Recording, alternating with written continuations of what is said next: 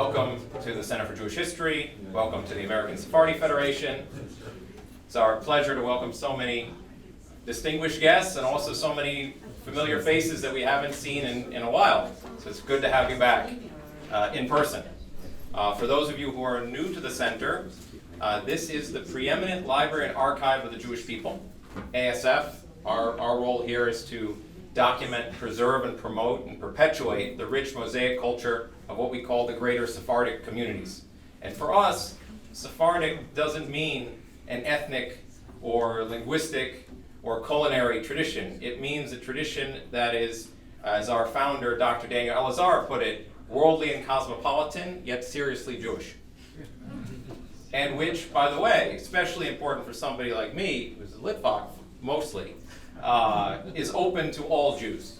And we want to bring, especially at times like this, all Jews together. That is the secret of Jewish success. That is the secret of our resilience. And that's the brilliance of Joshua Benaim, who's the visionary founder of Sephardi House. When recent events happened and we were seeing the horrors, Jews on campuses being humiliated, being attacked, our students reporting to us horrific things, I called Josh, and Josh said to me, this is why we founded Sephardi House. We saw this coming. This is not a surprise.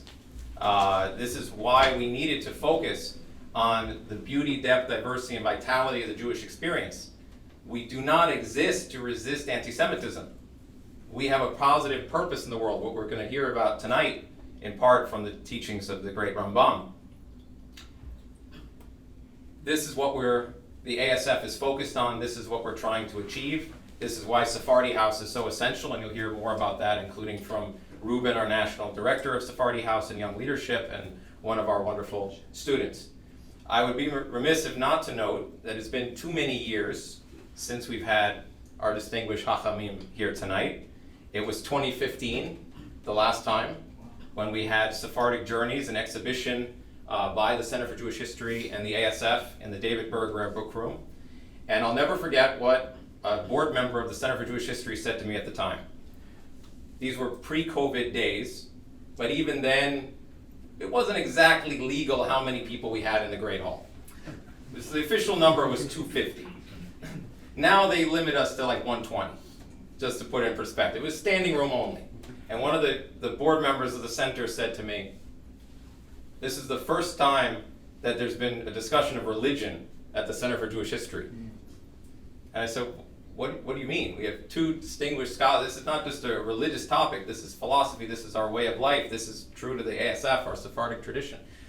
So we had both Rabbi Levy and Rabbi Angel to talk about Sephardic Journeys. For those of you interested in seeing the exhibition, it's now available on the what was Google Cultural Institute. Now it's known as Google Arts and Culture. I would also like to thank all of our sponsors for tonight, Jewish Ideas and Ideals, the Maimonides Center, and Yeshiva University Museum for their support with their exhibit. And with that, I will hand it over to Ruben. Thank you. Hi everyone, good evening. My name is Ruben Shimonov, and I am the National Director of Sephardi House and Young Leadership here at the American Sephardi Federation. I am tasked with a really wonderful responsibility, which is working with our next generation of leaders in the greater Sephardic and Jewish community. Sephardi House is an initiative of the American Sephardi Federation that seeks to infuse the warmth, the wisdom, and the heart of the Sephardic experience into Jewish life on campus as a way of empowering Sephardic students and as a way of enriching all Jewish students on campus. As Jason said, when we founded this movement with the visionary mind and thinking of Joshua Benaim, who will be moderating our conversation tonight, when we founded this movement several years ago, it was to address what we were seeing as a rise in anti-Semitism and divisive ideologies and alienation on college campuses. We acted, we saw what was coming and we acted, and this movement is that much more important today as we're creating a positive and empowering space for the future generation of our community. We just had a wonderful Shabbaton National Leadership Summit where we brought together 30 of our fellows from this year. This is our fourth cohort, 30 fellows from coast to coast, UCLA, Harvard, Columbia, NYU, CUNY schools, Yale, Cornell, Berkeley, and many others. We brought them together for a weekend of learning, of community building, and of relationship building. And the message from each and every one of them at the end was, this was so necessary. This was so needed. And so if you want to learn more about Sephardi House, which is an important part of the multi-layered work that ASF does, I often can't keep track of everything that ASF does, please talk to me afterwards, or Joshua Benaim or Jason Guberman.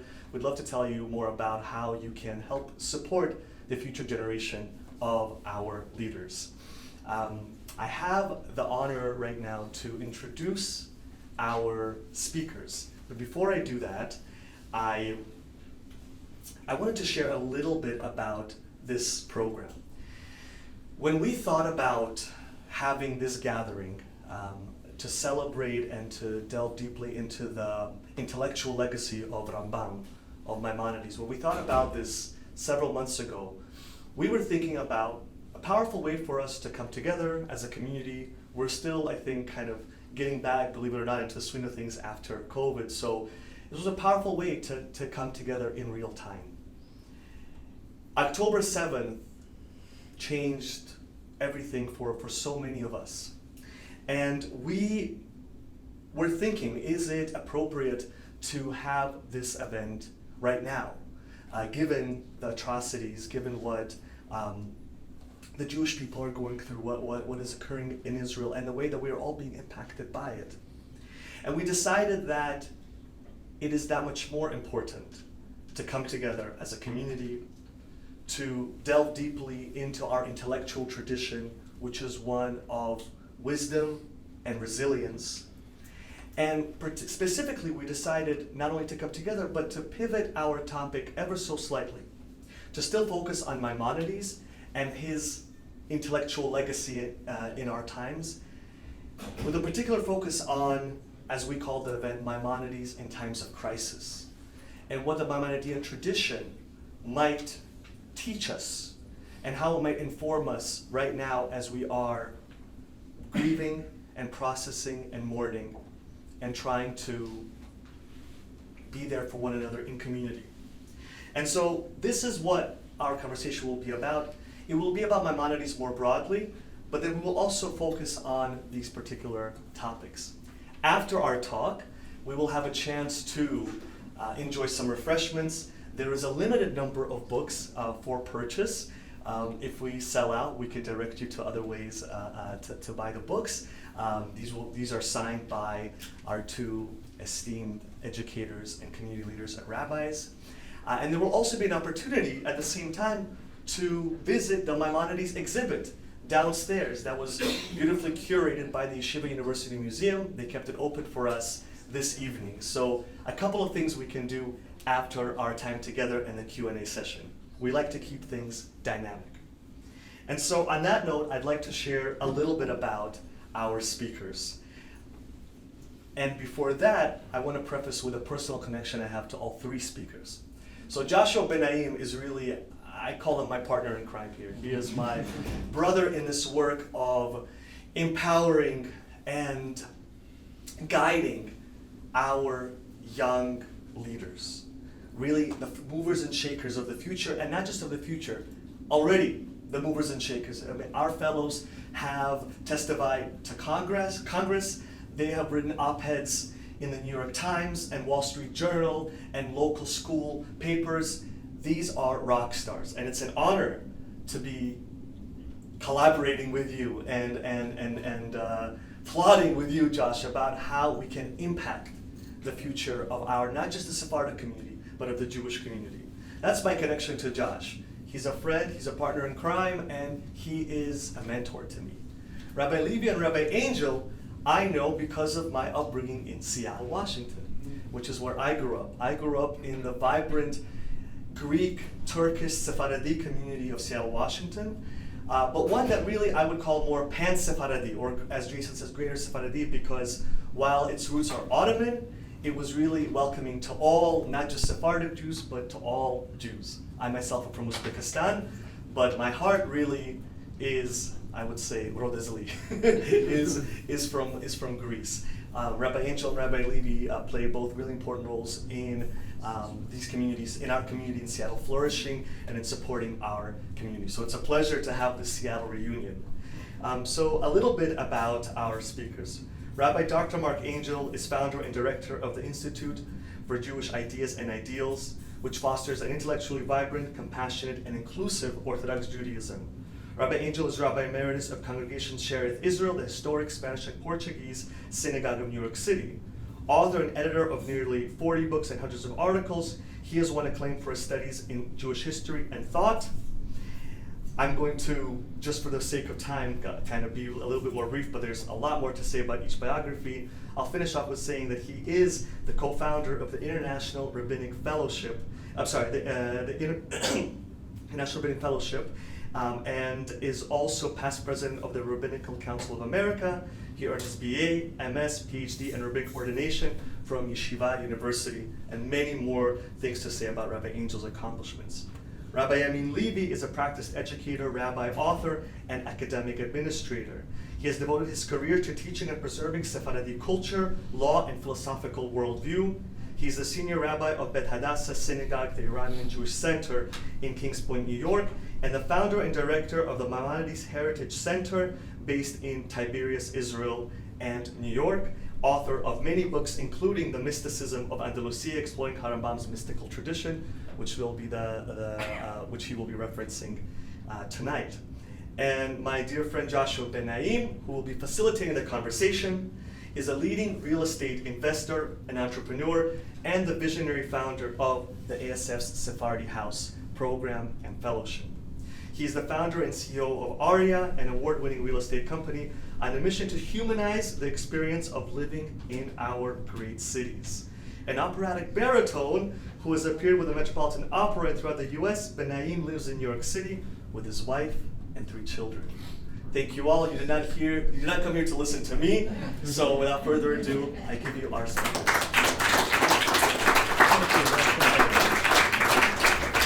How do you want to sit? Do you want to come right here?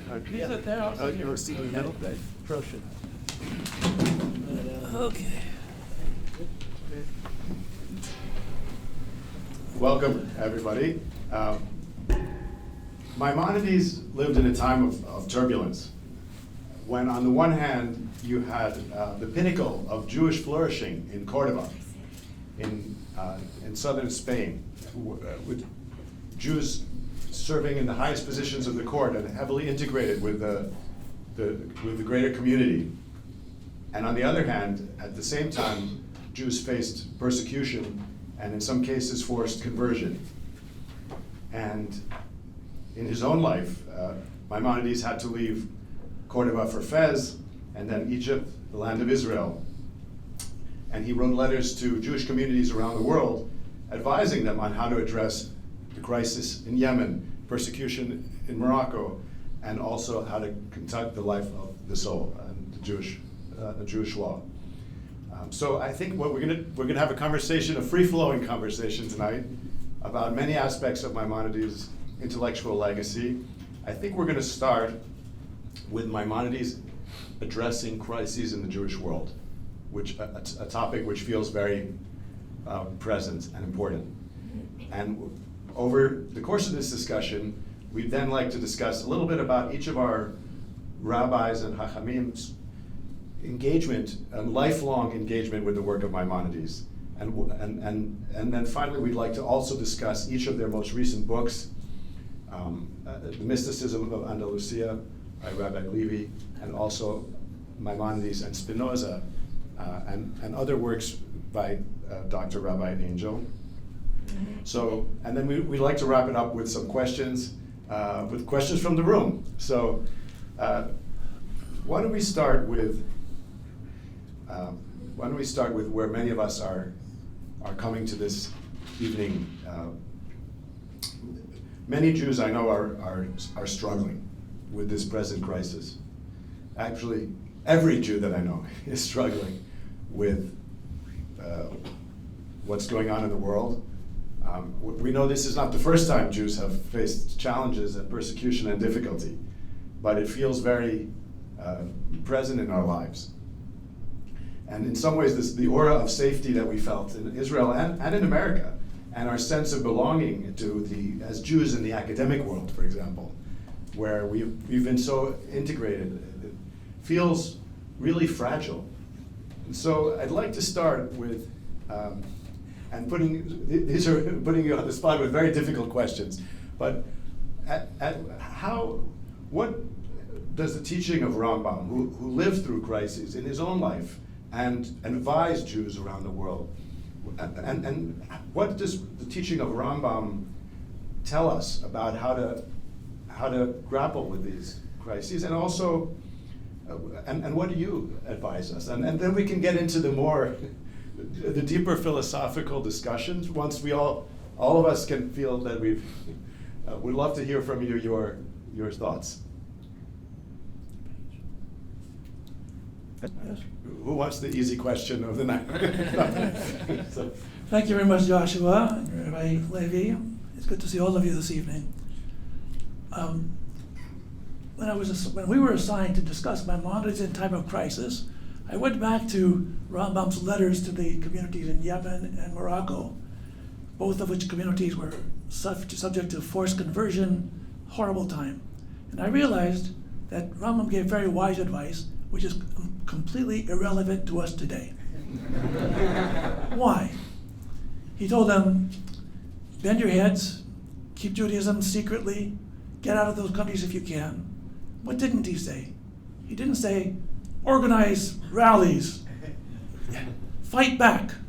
He didn't say, stand tall, don't accept this persecution.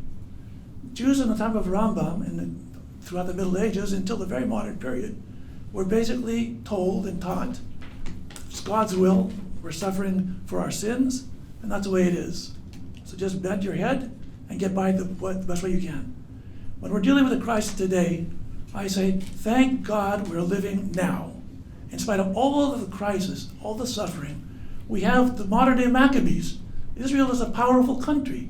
They're dealing with a horrible crisis, but these are people made out of love and grit. They're not bending their head down in a cowardly way. And I think they serve as a model of how Jews have transformed themselves over the course of the past number of centuries, mainly due to the rise of Zionism. And I think Rambam spoke for his time with great wisdom. But if Rambam was alive today, he would be flabbergasted at the courage of the Jews in Israel. And I have to say this, the courage of the Jews in America and in the Golan. Hundreds of thousands of us came to Washington, D.C. Many of us, all of us, are doing our share, fighting the good cause. We're not bending ourselves down. We're not apologizing for who we are. But we're having pride in ourselves. And that Rambam would be extremely proud of. Amen.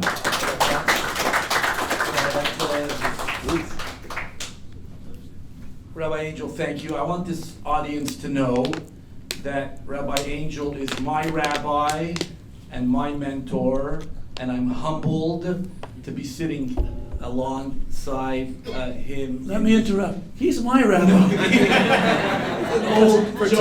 For 10 years, he was rabbi of Rabbi Sarov, which is the synagogue I grew up in. So he's my rabbi too. I appreciate Ruben you saying too. that, but truth be told, Rhodes wasn't Greece in those days. It was part of the Ottoman Empire. Yes. truth be told, Rabbi Angel is the mentor and rabbi of many, many rabbis around the country and around the world. And so, Rabbi, it's wonderful to see you. And I very much appreciate your perspective on HaRambam and crisis. If, with your permission, Rabbi Angel, I want to add another dimension while completely agreeing with what you said. HaRambam devotes 3 chapters in his Guide of the Perplexed to the life and suffering of Job, the biblical character Job, whose life was completely transformed. He lost his business, he lost his wealth, he lost his children, and he lost his health. And the burning question, the biblical question is, where is justice in the world?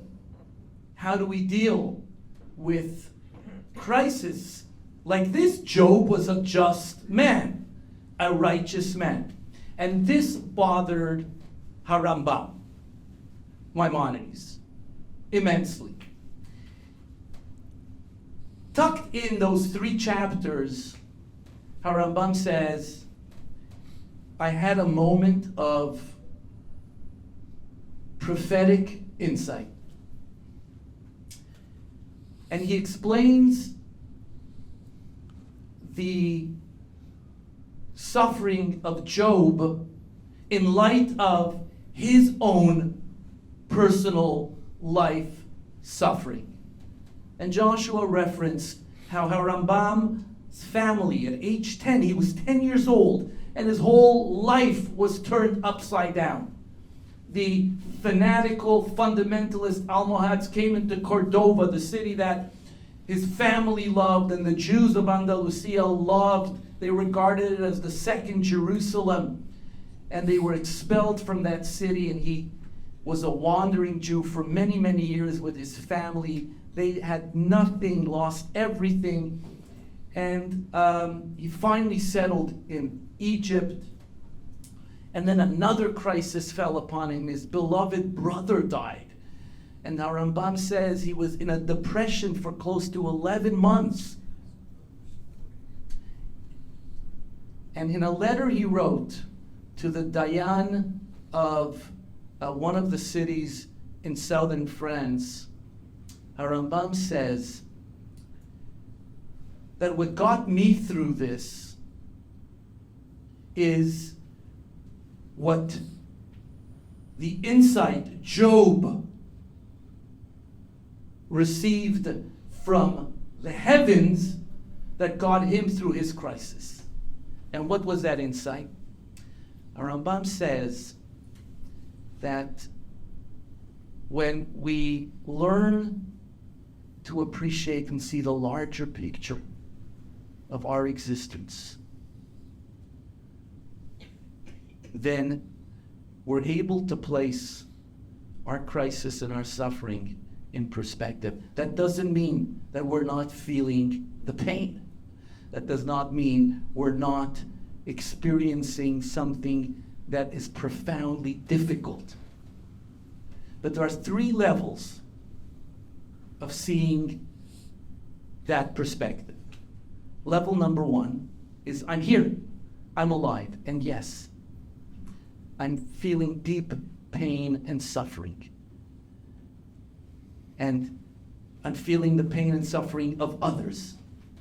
But I'm here, and as he writes in Igeret Teiman, while he does tell the Jews, stay low-key, but he promises them that your faith will get you through this.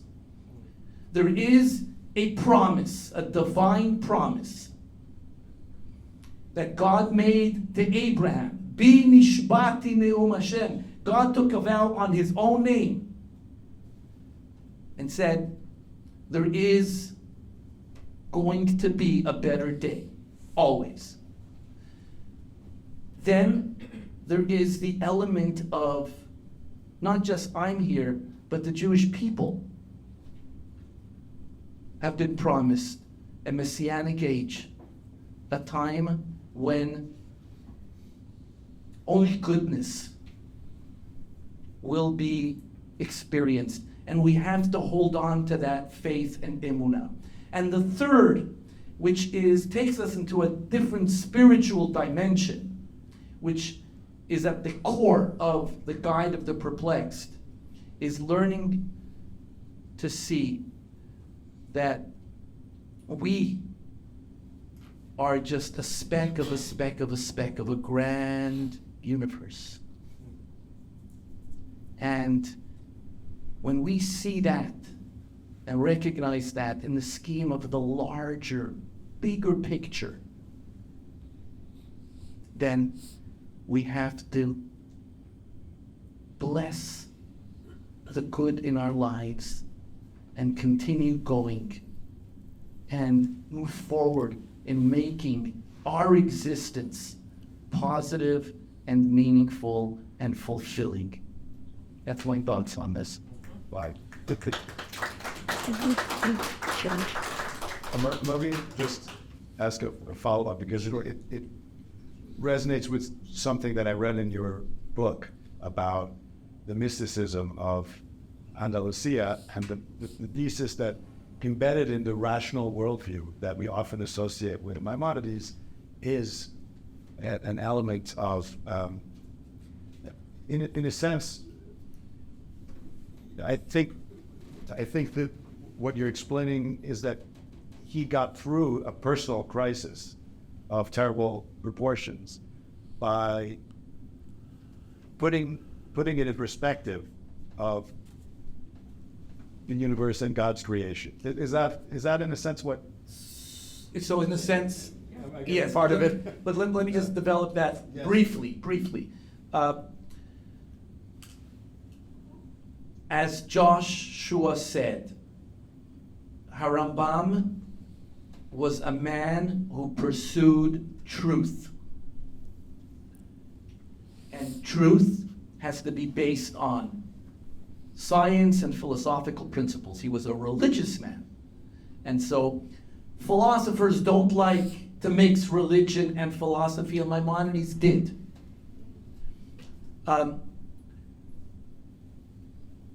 His philosophical, religious worldview was that Judaism, the religion that he embraced, is about inducing on a constantly inducing a sense of awe and love. Awe of the incredible universe we're living in, the fact that we are alive, the fact that we are conscious and we can think and we can appreciate and love and reflect and self-reflect. This in itself is awe-inspiring, and that all leads to a deep commitment, a passionate love of the ultimate truth, which is God. And so in contrast to other traditions, that Kabbalah, for example, which I argue in my book is really not mysticism, but Kabbalah tries to induce awe by magic, by numerology, by prothergic thinking, telling you your mezuzah is your insurance policy and your protection. And Maimonides, HaRambam would say, not at all. Your mezuzah is just a reminder of our relationship with the universe we live in. And so, am I addressing what you were speaking to? So that's the direction that I would say in terms of the spiritual perspective of Maimonides. Yes. Got it. And how would you say, another aspect of Maimonides' legacy is his relationship with Jewish communities around the world, but also his engagement with the Jewish community and the non-Jewish community. In time, would one say, there's certainly a desire at a time like this to turn inward, to say, let's turn inward either to oneself or to one's community, and to let go of a world that sometimes feels very, very challenging and sometimes hateful. What would you say? Is this a time to re-engage, to bring Jewish unity, for example? I know Rabbi Angel has addressed the concept and Maimonides' concept of Jewish conversion, and also Rabbi Ben Zion Uziel's chief rabbi's interpretation of that. in some ways, it feels like maybe there's some lessons for how to come together as a Jewish world in facing it and face these crises together. Do you feel that there's is there a chance to come together? Thank you very much, Joshua. One of my hang-ups about the Jewish community, God bless all of us, is that we have what I call a victim mentality. Everybody hates us. Everybody's against us. Nobody understands us. That is false. That is self-destructive. Jews have many, many friends, many, many people who admire us. And there have been studies, every 10 years there's a major study about the warmth people feel towards different religions in the United States. And Jews always come out on top. In spite of all that we read about, how we feel in our guts that some people hate us, which they do, there are a lot of people who don't hate us. And the more we talk about ourselves as victims, the more we internalize this kind of self-fulfilling prophecy. At a time like this, it's very important that we stick with our non-Jewish allies. Of course it's important that we should be unified. Of course it's important that we should be a powerful and cohesive Jewish community. But we have many friends in politics, in the media, in academia, all over the place. And the general public needs to know that we need them, we respect them, and they respect us. The rally in Washington, they were whoever organized that should get a gold medal, because they made sure to have people, not just Jews talking. There were people who were black and people who were white and people who were evangelicals and people who were right-wing Orthodox Jews. They had everybody. They even had some Sephardim in it, or an Iranian at least. So we have to turn to people who, not out of a feeling that we're unworthy or that we're losers, but quite the contrary. We have confidence in ourselves. We have confidence in what we represent, and we turn to people of good conscience to stand with us. And many, many, many do. And we should keep focused on the positive rather than just keep feeling sorry for ourselves. I'll just add one other point. In one of Rambam's letters, it wasn't a letter, he wrote it was a little piece on astrology. And he wanted to explain why is it that the temple was destroyed in ancient times. And usually when you go to normal rabbis, it was destroyed because of our sins, because we hated each other, because of this, that. Rambam says, you know why we failed? Because we turned to astrologers instead of getting a good army. We didn't pay enough attention to the political realities and the military realities. Instead of doing fanciful, wishful thinking and turning to this omen, good omen and good luck charms. Take responsibility, folks. If you're in danger, stand up for yourselves, organize yourselves. And the reason we failed in the ancient times was because we didn't organize. Today, thank God, the Jewish community is organized much, more. They call us organized religion. That means they don't know. They don't want to know what it's really all about. But to a certain extent, we're organized. And to a certain extent, we have to take the lead of the people of Israel. We're a diaspora community and strong and good, and God bless us. But our focus at this time of crisis is on the security of the people of Israel and the state of Israel, and representing the image of Israel in the best possible way to the public at large. If I can just add to that, thank you, Rabbi Angel. Yes, I do want to just add another dimension to this, and an association I had by your question was one of the great tragedies of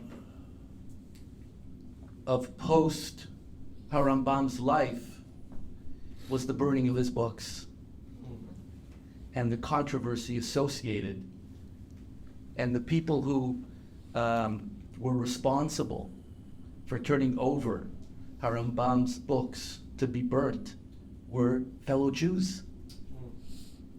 And they were considered great Torah scholars. And when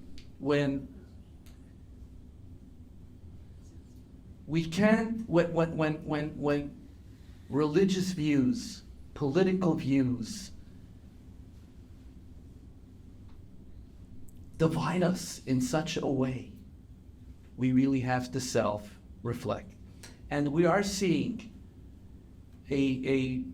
just a beautiful coming together of the Jewish people today. But I don't want us to be fooled, because I live in multiple worlds, and unfortunately and tragically, there is still an element that is alive and well, that even at a time of crisis like this, it hurts me to say it, but view our Israeli soldiers as just employees of the state.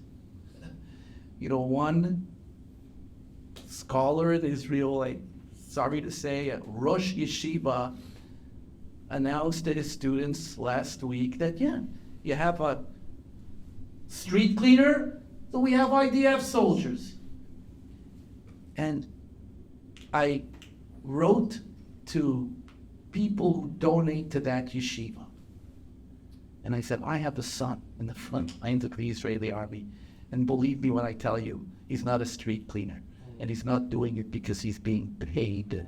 He's doing it like the rest of them, voluntarily, to support and defend their land.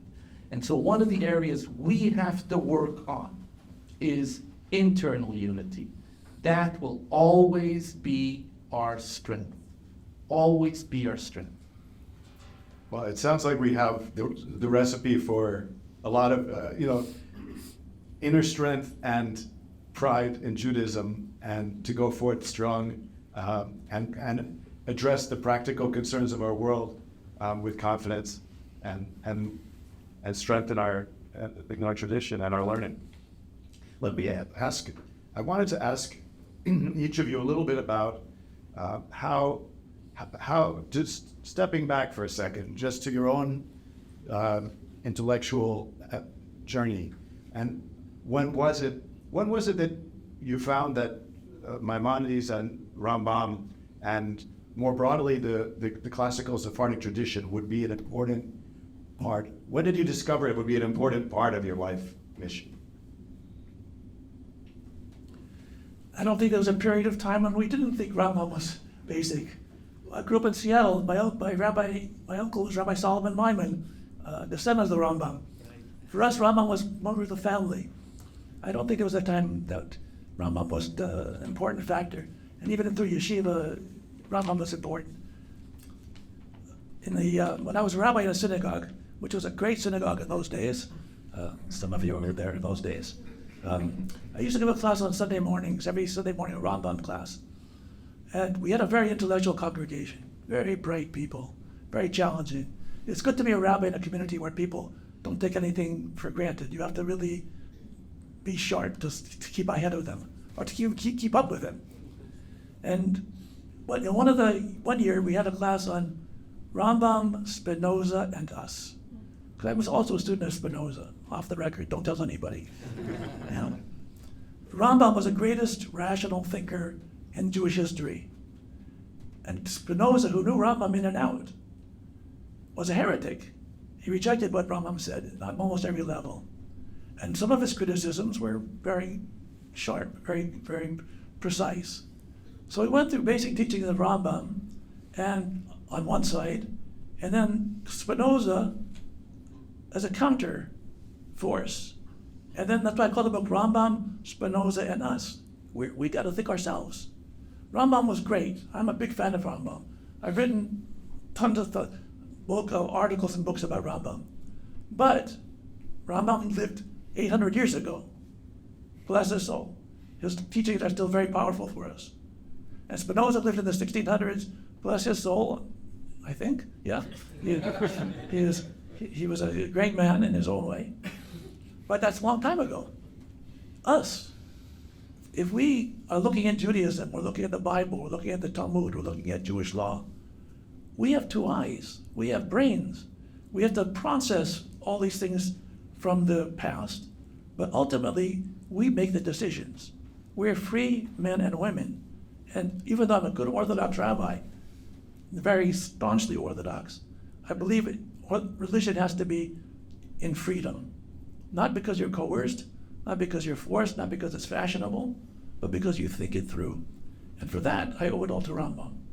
Rambam set the pattern. And if Rambam was my next door neighbor, and I imagine that sometimes, I want to be able to look him in the eye and say, Rambam, I hear what you're saying, and please respect the fact that I think like you in many ways, and sometimes I really don't agree with you. Can you elaborate a little bit on how you, in your own thinking, reconcile Spinoza's commentary and ideas with Rambam and Jewish practice? I was at the end of the book, which is very compelling and fascinating. I would love to hear how you personally reconcile. There's a beautiful counterpoint of their ideas on many different topics. But could you elaborate a little bit? I never attempt to reconcile Spinoza and Rambam. They really have different ways of thinking. On certain basic principles, Rambam's God and Spinoza's God were not that far apart. Don't tell anybody. Philosophically, they were very close. The problem came between Spinoza and Rambam, not a philosophical view of God. It had to do with the oral law, the tradition, the relation of the Bible, how binding are those things. So the Rambam and Spinoza on the very theological level were very close, but they had a great difference when it came to ceremonial law, etc. So Spinoza said, well, look, we were done. Once the laws of the state there, the ceremonial law is important. And Rambam wrote books on, obviously, thinking it is important. The question isn't to reconcile. The question is, in the Pirkei Avot, it says you should know what to answer a heretic. It's very interesting advice. Why you should have to know what heretics are saying. Because if you don't process the criticism, what's wrong with your own faith? If you just believe something because you're supposed to believe it, that's good, but not good enough. Certainly not good enough for the Rambam. You need to challenge it, question it, work it out. I'll give one example, then I'll stop. I went to Franklin High School in Seattle, Washington, and we had a math class. I was a very good math student in those days. And in the class, the teacher gave us very, very complicated problems, and he gave us the answer. So we already knew the answer. So what was the problem? You had to figure out how to get from the question, the equation, to get to that answer. And if you worked it out and you didn't get to that answer, you knew you were wrong. You had to go back and check your work. But the answer was given. For Rambam, that's religion. We know there's God. We know there's Torah. It's the given. But the process, you got to get there. If I work and I end up like Spinoza, got to go back and do my homework. Try again. But the process is what's important. And the Rambam taught us we have to think. Judaism isn't for lazy people. Religion in general isn't for lazy people. People think somehow religion's a place to hide. Religion's safe. Forget about it. That's not real religion. That's superstition. That's whatever it is. To be a thinker, that's what Judaism demands.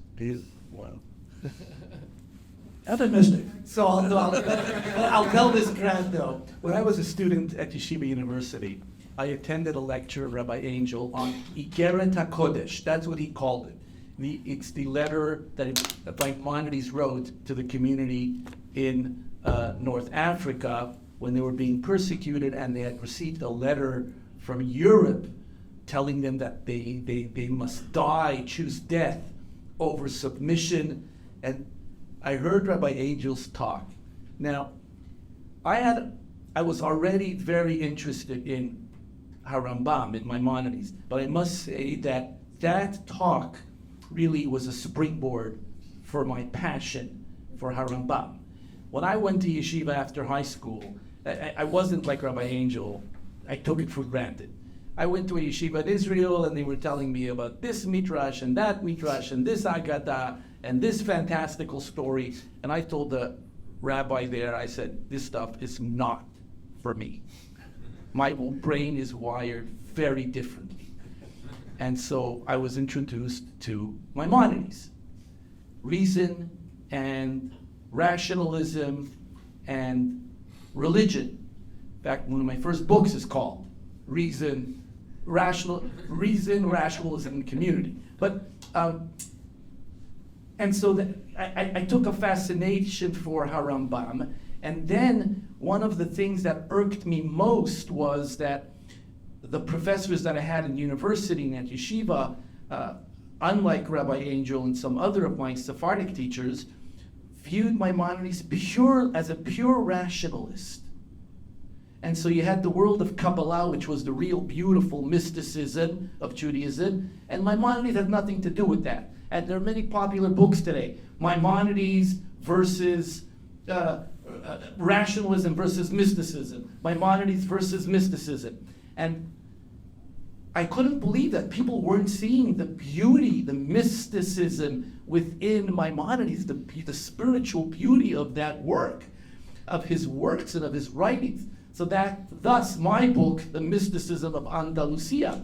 And I got an email not long ago from a friend of mine, Rabbi Robinson at Lincoln Center. And he said, he approached Rabbi, I don't know, I hope this is true or not, he approached Rabbi Angel and said, oh, that fascinating book of Rabbi Levy. And Rabbi Angel said to him, of course Maimonides is mystical. Of course that's Jewish myth. Something to that effect. I don't remember what it was. But that was his response. And so I'm grateful, Rabbi Angel, to you. But that's... To be religious, you have to be a little bit of a mystic. So something to that effect. He said, right. But that's been my fascination from my youth through college, and just my passion has been the study of HaRambam and the whole school, all the schools of Andalusia. Let me just close with this, I apologize. HaRambam is the transmitter of that tradition. He recognized, he saw that tradition was dying. Andalusia was history. And so he devoted his life to record that culture and that tradition. And that's what we have. He didn't invent Judaism, as another popular author wrote, the book that changed Judaism. I'm not going to tell you who the author is, because he's very popular, and he can't stand the fact that I debate him on this all the time. Maimonides didn't reinvent Judaism. He recorded the Judaism that he was heir to, that goes back to the Gaonic period, which is the most direct link to the Talmudic tradition. And my next book is called The Founding Fathers of Sephardic Jewry, which links Rabbi Sadia Gaon to HaRambam, and it's a direct link, religious, philosophical link. Thank you. This is powerful stuff, and so I'm trying to. One of the things that I wanted to ask you about, Rabbi Angel, is the role of ideas and also idealism. Your institute, one of the best names, and is the Institute of Ideas and Ideals, is something that many of us grew up really believing in as American Jews, but also just it's something that resonates for people. Can you talk a little bit about the role of ideas and idealism in Judaism, and also what do we see as an end game for humanity and the Jewish people? I'm really into softballs tonight. I'm only an angel, I'm not God. I've been a very active Orthodox rabbi for many, many years. I was president of the Rabbinical Council of America. I was co-founded with Ami Weiss, the International Rabbinic Fellowship. I've been a good Orthodox rabbi for many years. The only problem is I have huge problems with most of my Orthodox rabbi friends, because our views on Judaism are really very different. Rabbi Levy indicated the kind of a midrashic Judaism or Kabbalistic Judaism, which is not where I am. So after I left the pulpit rabbinate, the very next day I opened an Institute for Jewish Ideas and Ideals. And I have a motto: to foster an intellectually vibrant, compassionate, and inclusive Judaism, or inclusive Orthodox Judaism, much of the Sephardic spirit, by the way. So, ideas and ideals, we don't have, if we're not, again, going back to what I said before, we don't think properly, we don't analyze the text, we don't give time to these things, then religion just becomes a habit. And if we want to reach Rabbi Levy's spirituality of Rambam as in a mystical sense, then we have to really think and develop and sensitize ourselves. It takes work to be a mystic. It takes work to have that kind of sensitivity. So Rambam, also just mentioned before, at the very end of the Mishneh Torah, he has a section about the Messianic era. And he says, in the Messianic era, our rabbis taught us, it's not a time when Jews want to rule over anybody. It's not a time when we want to cause anybody any aggravations. It's only a time when there'll be peace in the world so we can devote ourselves to the study of God, to live a good, pious, righteous life, where all human beings, not just Jews, all human beings, will ultimately achieve this kind of peacefulness. So instead of fighting with each other and hating each other, we'll actually be able to cooperate with each other. Right now, people think between Israel and Hamas, and not just that, it's a zero-sum game. One wins, one loses. They don't imagine that life should be a win-win situation. There's no reason why individuals who disagree with each other, or countries, or nations, or people that disagree with each other, have to kill each other. We can have a win-win situation. Sit down. Let's figure out what's best for us. When you mentioned Rabbi Uziel before, when Rabbi Uziel was made chief rabbi, Sephardic chief rabbi in 1939, he made a speech, or it was a 38 or 39. He made a speech to the people, first in Hebrew, then he switched to Arabic. He said, my Arabic brothers and sisters, I want to tell you, I'm your chief rabbi also. Let's work together. We can make this land prosper. We can all grow together. There's no reason for any of us to be hostile to each other. We have, going way back, we're cousins. And if you really think about it, Judaism and Islam are much closer together than Judaism and Christianity in many ways. But somehow or other, in all of the politics and all the hatred and all the discussion, we lose that sense of humanity. Rambam, to his great credit, in spite of all the suffering he had, he never lost that vision. Once we lose that ideal, the game is over. So the Mashiach isn't here. It'll come next year, not next year. Okay, 100 years, not 100, 1,000 years. But the Jewish people are eternal optimists. In spite of everything else, there is a better future. There will be success. There will be a great humanity at one time. But in the meantime, we have to do our share to try to get there. From your lips to God's ears. Amen. Why don't we open it up? We have just a few more minutes for questions. Questions from the audience. A question. Hi. I have a question. One of the things that I find talking with in the Gentile world is by just using the word religion, people don't really understand the full breadth of our identity, which encompasses religion, but it's inextricably linked also to being, there's an ancestral connection and tribal and connected to the land of Israel. And I find that by just, when we say religion, people actually don't understand. They put it in the same bucket as Islam and Christianity, which are universalizing religions that are built out of and then kind of on top of Judaism, and it complicates the way that we can actually respect how we're different.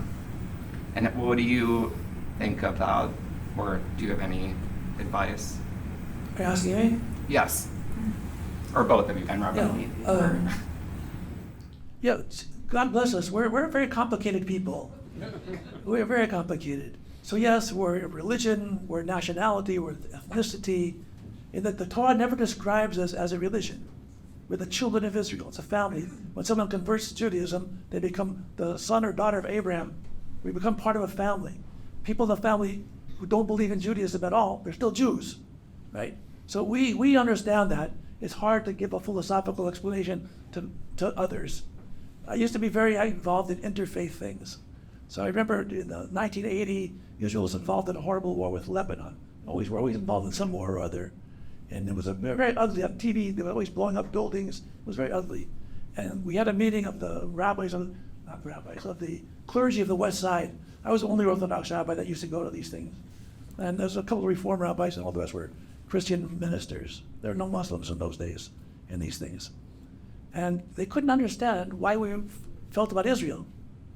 And we're Christians. We believe all human beings are in God's image. So I said, you know what? Here's interesting. I was born and raised in Seattle, Washington. My parents were born and raised in Seattle, Washington. My grandparents lived in Turkey, the island it was. None of us was born in Israel. You talk to an Italian, their ancestors were from Italy. You talk to a Greek, their ancestors were Greece. We love Israel. They're our brothers and sisters, even though we weren't born there, and our grandparents weren't born there, our great-grandparents weren't born there. Look at me as if I came from Mars. What are you talking about? I said, you have to understand the Jewish people. We have very long memories. Our memories go back thousands of years. We're part of one people, but it's not just one people that you look at right now. In our minds, there are thousands of years and traditions that we're composed of. And, well, thank you for telling us that. I still don't think they understood. But we have to keep trying. I mean, maybe you have better luck than I have. How about that? I think you're absolutely right. You hit some important points. I do want to add to I think what you were alluding to, Rabbi Angel, that HaRambam was a celebrated universalist. That's the real truth. When he speaks of the birth of Judaism, Abraham discovered God. God didn't choose Abraham.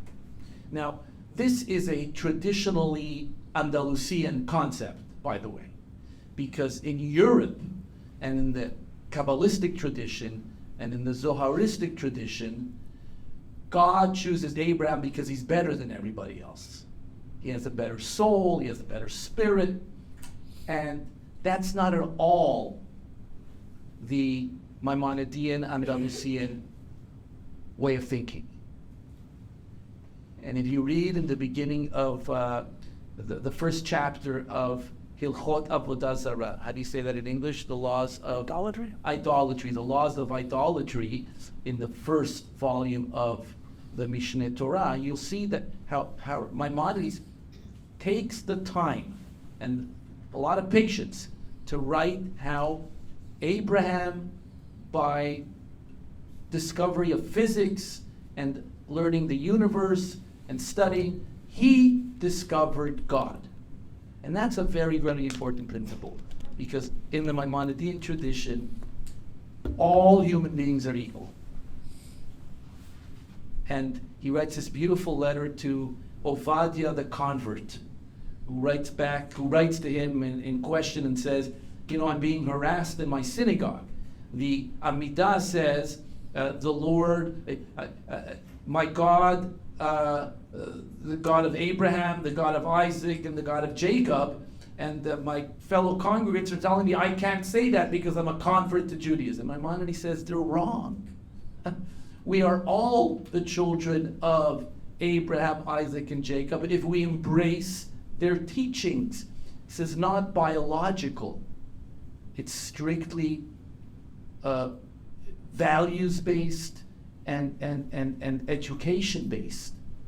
And so for HaRambam, it's the whole world is a community of humanity, as Rabbi Angel beautifully said. And yes, we have a link to the land of Israel. We're not a religion, which is correct. We are a nation people. That's what we are. And we do have a strong attachment to our land. And we cannot be apologetic about that. We should never apologize for that. Thank you. Do we have any other questions? Question? Yes. Hi, Albert. Sure. My name, hi everyone, good evening. I'm here representing the Muslim American Leadership Alliance. My organization is about interfaith dialogue. We're Muslims. We're here to show support, to let you guys know that, we strongly condemn anti-Semitism. We think it's terrible what people are doing on college campuses, what's happening to the innocent people of Israel. So we strongly stand by the people of Israel and our Jewish community in New York. So that's just my spiel to introduce myself. My question is, as someone in the Muslim community, what can I say to young Muslims? Because it's the young people who are really going to start to change. We're going to revolutionize stuff because they're so vocal. They have the energy that older people don't. Like, I'm tired. You know, I want to go to bed at 9 o'clock. So they have the energy and the connections to actually spark change. So what can I and we say to young Muslims from you guys to, you know, convince them, hey, stop anti-Semitism, start interfaith dialogue, we're all brothers and sisters. You know, what can I say from you guys? That's it, thank you. First of all, what you just said is brilliant. It's very, very important. Proud of it. I think the focus shouldn't be on Semitism, anti-Semitism, etc. The question that all of our young people, whether they're Muslim, whether they're Christian, whether they're Jewish, whether they're atheists, all of our young people have to know we're all in this together. We all belong to the same earth, the same society, and we're going to have to figure out how to get along together. And the best way we can do that is, instead of attacking each other, is let's try to understand each other. I was a part of a conference years ago, sponsored of all things by Bahrain. Bahrain had a conference, interfaith conference, and I was the Orthodox rabbi, I guess, there. But that's someone from the Pope. It was a big thing. It was at the United Nations. And I said to the people, the important thing is each of us represents a tradition. And each of us is willing to live and die by that tradition. We have to realize there are 8 billion people in the world, and a great many of them don't live by our tradition. They have different views. And we could either have a posture of it's us against them, or it's us together trying to make room for each other. And I think the greatest flaw in modern society today is the radicalization of all people, whatever religion. There's radicalization and not a willingness to say, ladies and gentlemen, young or old, we are all in the same boat. We all have feelings of love, we all care for our families, we all want to be prosperous, we all want to be successful, we all want to feel that our lives mean something. There's no reason for us to engage in hostile behavior. Let's realize life isn't a zero-sum game. Let's try to understand each other. In my earlier days, I spent a lot of time in interfaith things, including with Muslims, by the way. When our synagogue had its 350th anniversary, we had a big ceremony at our synagogue. We had a Muslim imam speak at the program also. And it was a way of showing we are all brothers, because we're all human beings. And as human beings, we have to understand other human beings think differently, have different religious faith, but we're still ultimately human. And let's see each other, look into each other's eyes as fellow human beings, and a lot of this hatred will dissipate. So tell your young people, and we'll tell our young people, life is not a zero-sum game. We don't have to be for or against anybody else. We have to find ways of opening channels of this conversation and dealing with each other as fellow human beings. I just want to add to that. Thank you. 4 years ago, I had the great privilege. I was invited to speak to Islamic youth in Nassau County. There was a group of about 80 young men and women, and I told them, to their surprise, that the most enlightened society of humanity was Islam in the Middle Ages.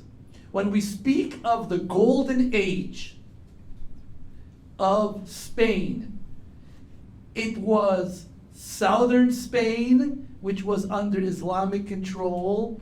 It was Central Asia, Southwestern Asia, much of modern day algebra and arithmetic have that AL, which is of Arabic origin. And I brought with me a book that is called Lost Enlightenment. It's a 1,000-page book. I forget the name of the scholar who wrote it.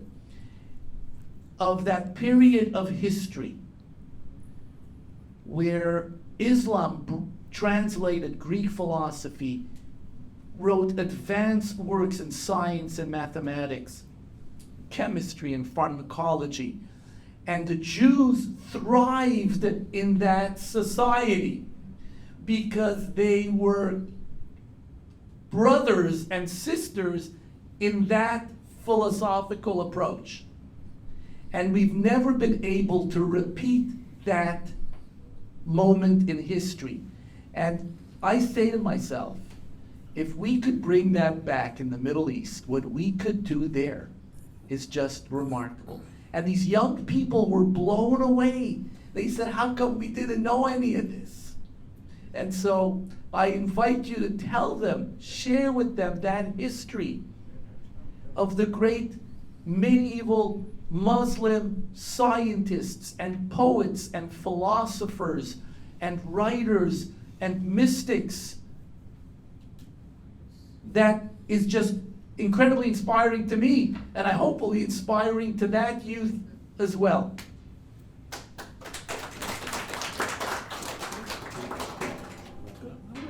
Thank you. Well, this has been really enlightening, and we all have our work cut out for us and our homework cut out for us of spiritual growth and intellectual growth, learning and understanding as human beings and as Jews. Thank you. Let's give a giant round of applause to our students.